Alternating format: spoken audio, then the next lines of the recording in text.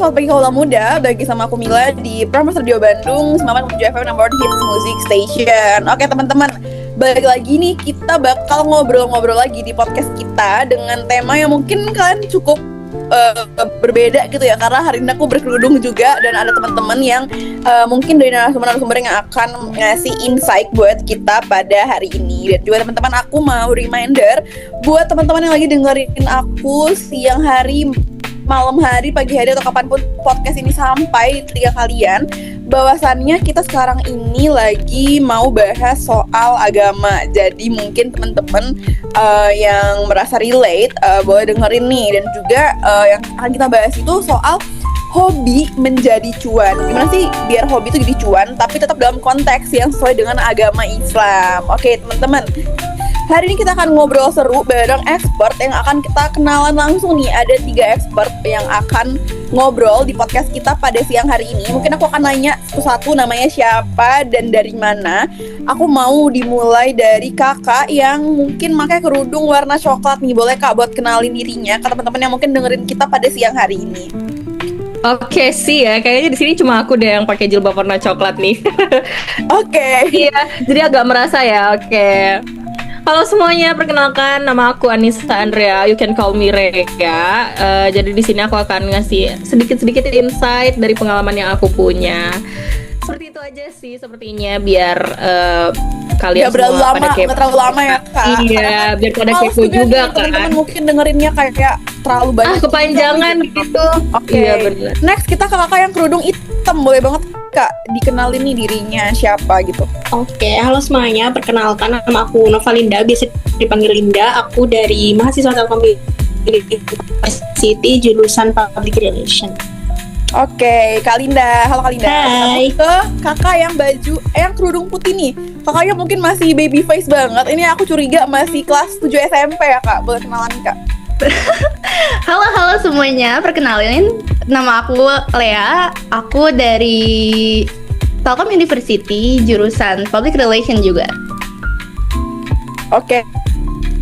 Halo Kak Lea. Oke, halo kakak-kakak. Hari ini kita bakal ngobrol-ngobrol singkat aja ya soal cara biar cara biar hobi itu jadi cuan tapi tetap dalam konteks yang Islamiyah. Oke, aku mau nanya nih kak. Menurut kakak, ke kakak ya, aku terserah sih mau siapa yang jawab, aku bebas aja ya, biar kita ngalir nih. Menurut kakak, seberapa penting sih punya hobi buat generasi muda pada saat ini? Mungkin aku bisa jawab ya.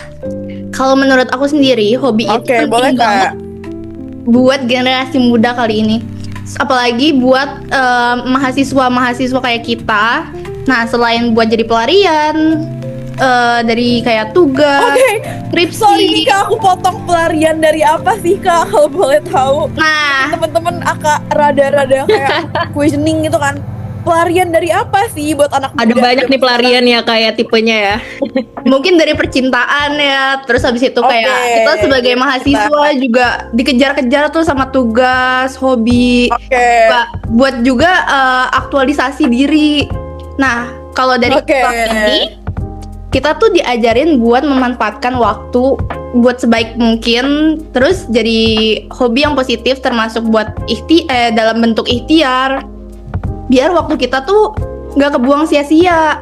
Nah dampaknya anak muda ini bisa jadi lebih produktif, makin punya skillnya, makin terasah lagi, dan bahkan bisa lebih mandiri lagi dalam bidang dalam segi finansial. Terus sekarang juga banyak banget hobi yang bisa jadi cuan kan kak. Kayak contohnya desain grafis, editing, video editing, terus nulis, videografi, juga bikin konten. Apalagi tuh anak muda kan sekarang kayak apa-apa dikit-dikit kayak konten kan kak. Terus konten, jadi benar. selama dijalanin secara etis dan halal. Oke. Kenapa kalau boleh tahu, kalau kalian sendiri nih hobinya apa sih? Aku pengen tahu nih. Aku kebetulan suka banget ngonten sih kak. Jadi kontennya tuh kan banyak ya kak. Di zaman sekarang tuh kan pasti banyak banget tipe konten. Kalau kalian lebih prefer konten yang gimana itu? Aku tuh suka banget nongkrong. Jadi kalau misalnya aku nongkrong tuh kadang-kadang aku suka iseng videoin tempat-tempat yang lucu-lucu tuh. Terus aku upload di Instagram. Terus lumayan kan kalau misalnya FYP gitu Kak. Jadi dapat insight yang bagus banget. Oke, benar. Jadi aku sambil menyelam, kita minum air sambil nongkrong, kita bisa dapat duit. Benar. Mungkin aku mau nanya lagi nih. Boleh juga yang lain, aku pengen denger nih pendapatnya. Cara biar hobi itu jadi cuan tuh mungkin fresh start itu harus dari mana gitu loh. Kayak kita harus ngapain gitu. Kalau dari diri kakak-kakak sendiri gitu, aku bebas sih siapa yang mau ngasih jawaban gitu. Dari aku kali ya. Boleh nih, Karya. Kalau aku sih kayaknya lebih ke pengalaman kali, asik. Udah profesional. Asik, pengalaman. Asik ya. Pengalamannya banyak nih. Banyak banget izin. Oke. Nah, jadi kalau menurutku tuh lebih ke tantangannya kali ya, Mil. Oke. Nah, kalau menurutku tuh sih tantangan paling kerasa ya pas si hobi ini dijadiin cuan tuh perubahannya, cuy. Perubahannya apa nih Kak? Kalau boleh tahu nih. Gini nih, yang awalnya kita tuh kan punya hobi buat seneng-seneng aja nih, buat ngisi waktu. Terus tiba-tiba berubah nih jadi ada tanggung jawab. Nah, gimana?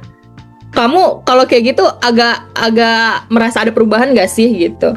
Mungkin dari yang awalnya hobi karena ngisi waktu luang jadi lebih ke kewajiban ya Kak. Iya, bener banget. Kita harus Iya, jadi lebih lebih ngejaga kemauan kita, lebih ngejaga konsentrasi kita, konsistenisasi kita. Jadi kayak mungkin tantangannya di situ. Jadi menurut aku mungkin Gen Z sekarang yang emang pengen ngerubah hobi jadi cuan harus mikirin dengan baik nih, kayak hobinya akan long last kah, hobinya akan bisa menghasilkan cuan kah, atau sekedar cuman iseng belaka. Karena kan takutnya udah ngeluarin modal terus jadi malah nggak balik modal. Iya, jadi aku mau nanya lagi nih.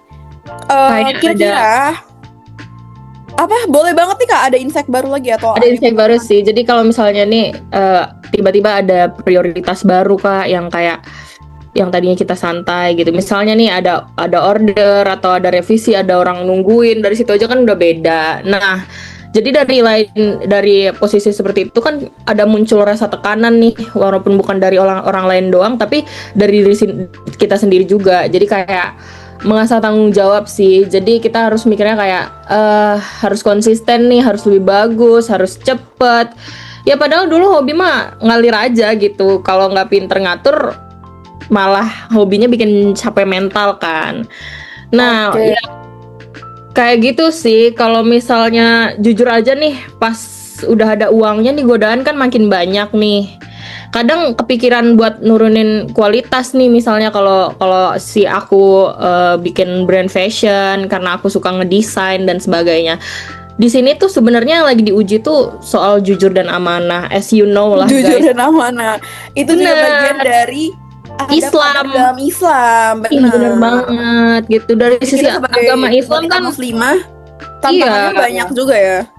Ya jadi harus ngejaga ini. Seperti itu dari aku mah.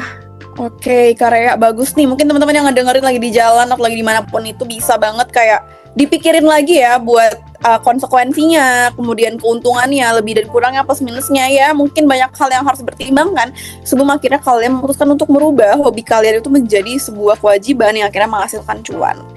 Oke, last question, karena kita singkat aja ya. Ini section singkat aja kakak. Aku mau nanya, ada nggak sih tips sederhana yang bisa langsung diterapin sama kaula muda kalau mau ngemulai hobi jadi cuan? Mungkin jawabannya akan lebih singkat karena hanya tips sederhana. Mungkin teman-teman ketika dengar langsung kayak oke, aku harus begini. Jadi aku maunya kakak-kakak mungkin akan ngobrolnya lebih to the point gitu, karena kan teman-teman juga bingung kayaknya nih, kayak gimana ya, belum nangkep nih gitu. Oke, mungkin pertanyaan bisa dijawab sama aku ya, buat teman-teman semuanya.